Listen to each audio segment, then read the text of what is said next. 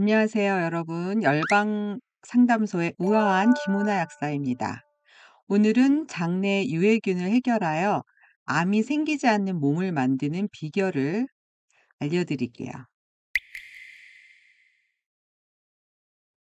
소장 내에 비정상적으로 증식된 유해균은 지질 다당류라고 불리는 독소 엔도톡신을 내뿜습니다. 이 독소가 소장 내의 점막을 통과해서 전신에 영향을 주는데요. 많은 양의 압축된 오래된 대변이 소화관 벽에 달라붙어서 수개월 동안 머물면 그 모든 종류의 기생충 박테리아, 곰팡이 바이러스가 번성하는 미혹한 썩은 환경이 됩니다. 이 썩은 이 독성 물질은 혈류에 흡수되어서 계속해서 이 독성 물질을 지속해서 생산한다는 것입니다. 이 소장의 주요 기능은 음식물의 흡수인데요. 소장의 내벽에는 페이어판이라고 하는 많은 림프절로 가득 차 있습니다. 또 이 림프절이 하는 일은 림프액을 여과하고 또 박테리아, 바이러스, 곰팡이, 죽음세포, 암세포를 포함한 각종 독소를 제거하는 것입니다. 또 두 번째 기능은 림프구를 생산하여서 감염과 싸우는 것인데요. 따라서 이 림프절이 감염을 하게 되면 림프구가 많이 생성이 되고 림프절이 커지면 염증이 생기게 됩니다. 소장 내 림프절이 제대로 활동할 수가 있어야 면역력이 올라가겠죠. 이 면역력이 올라갈 수 있게 림프절을 도와주는 것이 바로 유익균의 역할입니다. 유익균은 유기산을 생성하여서 유해균이 자라지 못하게 합니다. 장내의 pH 환경을 4에서 5 산성으로 만들어주는 것이 유익균의 역할입니다. 정상인의 소변 pH는 7.4로 약 알칼리지만 장내 환경은 pH 4에서 5가 이상적입니다. 그러나 유해균이 많다면 이 pH가 6으로 상승하게 되겠죠. 그러면 림프절이 제대로 작동하지 않게 된다는 것입니다. 우리가 음식과 음료로 섭취하는 모든 독성 물질뿐만 아니라 이렇게 장내에서 미생물 유해균은 역시 강력한 독소를 생성하게 되는데요.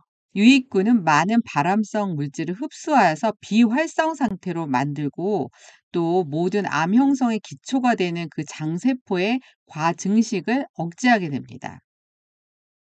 또한 장내 유익균이 부족하게 되면 장벽이 보호되지 않을 뿐만 아니라 영양 실조 상태가 됩니다. 정상적인 이 장내 이 세균총은 소화관을 감싸고 있는 세포에 에너지와 영양 물질의 주요 공급원을 제공하는데요. 장 상피 세포는 필요 에너지의 60에서 70%를 이 유익균의 활동에서 얻는 것으로 추정이 됩니다. 그렇기 때문에 장내 세균총이 손상되면 영양분을 흡수하는 능력이 감소하여서 영양이 부족하게 되고 소화벽이 손상되게 합니다.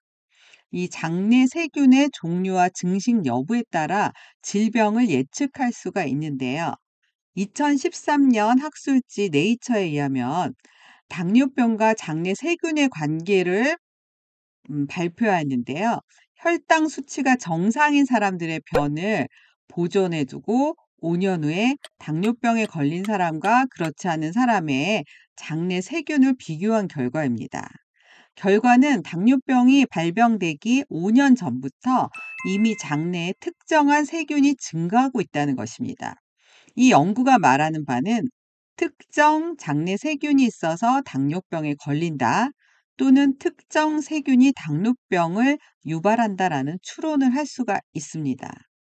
우리가 섭취한 음식은 대부분 소장에서 소화 흡수가 되는데요. 음식이 장으로 들어오면 소장 세포와 장내 세균이 경쟁적으로 영양분을 얻기 위해서 싸우게 되는데요.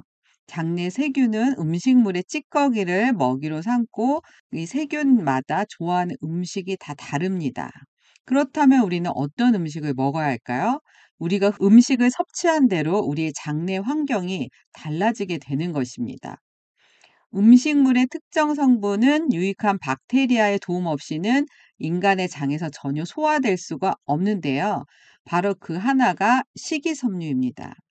건강한 장내 세균총이 있는 장에서 섬유질은 부분적으로 올리고당, 아미노산, 미네랄, 유기산 및 유용한 영양소로 분해되어 장 내벽과 나머지 신체에 영양분을 공급합니다. 우리는 식이섬유가 좋다는 걸 알고 있는데요. 신선한 과일, 채소, 통곡물, 견과류와 씨앗류, 콩 등은 모두 섬유소의 좋은 공급원입니다. 또한 이 섬유질, 식이섬유는 장내 유익균의 자연 서식지 중 하나입니다. 그래서 유익균은 섬유질을 먹고 소화관 벽과 몸 전체에 좋은 영양을 공급하고 독소 흡수에 관여하며 물과 전해질 대사를 활성화하고 담즙산과 콜레스테롤 등을 재활용하게 됩니다. 그래서 이 식이섬유가 신체의 모든 좋은 기능을 할 수 있도록 하는 것이 바로 장내 유익균의 가장 큰 역할입니다. 최근의 과학 연구에 의하면 장 내벽의 섬세한 주름에 상주하는 미생물군은 소화력과 영양소 흡수를 돕는데요. 그리고 이 나쁜 바이러스 또 기생충과 같은 침입자에 대항해서 물리적인 장벽을 만듭니다. 그렇기 때문에 유익균은 감염을 예방하고 장내에 침입하는 많은 독소에 대항해서 방어벽 역할을 합니다. 반면 유해균이 많은 사람들은 영양 흡수를 받지 못하기 때문에 영양 결핍 상태에 놓이게 됩니다. 비정상적인 장내 세균총을 가진 사람들은 모든 이런 요인들로 인해서 복합적인 영양 결핍이 있는데요. 가장 흔한 결핍은 마그네슘, 아연, 셀레늄, 구리, 칼슘, 망간, 황, 인, 철, 칼륨, 나트륨, 비타민 B1, B2, B3, B6, B12, 비타민 C, A, D, 엽산, 오메가3, 오메가6, 오메가9 지방산, 타우린 등 너무나 많은 영양소 결핍이 나타납니다. 특별하게 미량 미네랄의 결핍이 심각하게 됩니다. 자, 우리가 식단을 변화만 줘도 장내 미생물종의 구조가 57%가 변할 수 있는데요. 유전적인 변화로는 고작 12%만 변할 수 있습니다. 이는 식단을 어떻게 하느냐에 따라 건강한 미생물군도 질병을 유발하는 세균으로 바뀔 수 있다는 것입니다. 특히 밀가루의 글루텐은 침묵의 세균이라고 부르는데요. 두통, 편두통, 불안, ADHD, 우울증, 빈혈, 기억력 감퇴, 다발성 경화증, 누게릭증, 자폐증 이러한 증상이 나타나는 질병을 가지셨다면 식단에서 글루텐, 밀가루를 제거하셔야 합니다. 자, 이제는 암 환자의 그 장내 환경 개선을 위한 제안을 드리겠습니다. 암 환자는 표준 치료가 다 끝났다면 장내 세균 이상을 검사하는 것이 좋은데요. 예, 소변 유기산 검사를 통해서 장 속의 유익균과 유해균의 균형 상태를 알아볼 수 있습니다. 자, 항암 방사 수술을 통해 또 항생 물질과 항암제의 독성이 장내 유익균을 거의 초토화시키고 유해균으로 장을 채워버리기 때문입니다. 암이 재발하지 않으려면 이 유익균과 유해균의 균형을 빨리 정상으로 끌어올려야 합니다. 때로는 우리가 식이요법을 열심히 해도 이미 생겨난 유해균을 없앨 수가 있습니다. 병원에서는 기능의학에서는 지금 제균요법으로 항생제 리팍시민을 한 달 동안 투여를 하는데요. 리팍시민의 99%는 소화관에서만 흡수되기 때문에 다른 기관의 부작용은 적은 편입니다. 또 우리가 수술 시 복용하는 항생제는 유해균과 유익균을 구별하지 않고 모두 사멸을 시키는데요. 그러나 이 리팍시민을 복용하였을 때 제가 경험한 바로는 변비 증상이 생긴다는 것입니다. 리팍시민으로 유해균만 제거하는 것이 아니라 유익균도 제거되는 것으로 저는 파악을 하였습니다. 이 표를 보면 장내 유기산 검사 결과 표는 바로 저의 것인데요. 제가 이제 표준 치료 끝나고 1년이 지난 식이요법을 충분히 야채식을 했음에도 제 장에는 클로스트리디움균, 곰팡이균이 굉장히 높은 퍼센트 약 40%로 자리 잡고 있었습니다. 방금 전에 제가 당뇨병 환자 예를 들었는데요. 5년 전에 당뇨병이 아니었는데 5년 후에 검사를 해 봤을 때 5년 전에 이미 서식하는 균종이 있었다는 것이죠. 저는 암 환자에게는 이렇게 정상인에게 나타나지 않는 클로스트리디움균, 곰팡이균이 나타나고 있다는 것입니다. 근데 이것은 유산균을 저희가 복용한다고 해서 제거되지가 않습니다. 지금 어느 정도 표준 치료가 끝났거나 또 항암 중이라면 이 현길성균을 클로스트리디움균 또 곰팡이균을 제거할 수 있는 저는 천연 항생 물질을 꼭 처방으로 권해 드립니다. 저는 이 박테리오신이라는 천연 항생 물질로 제균을 하였을 때 85대 15 라는 유익균, 유해균 비율을 얻게 되었는데요.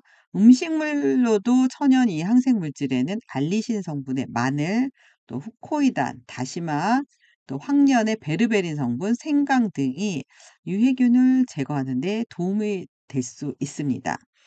암 환자는 식단에 이러한 식품들을 추가하시고 또 천연의 항생 물질을 보충하여서 장내 면역력을 최상으로 회복해야 합니다. 지금 꼭 기억하실 것은 암 환자의 장에는 특이 유해균이 자라고 있다. 클로스트리디움균이 자라 있다는 것을 기억해 주십시오.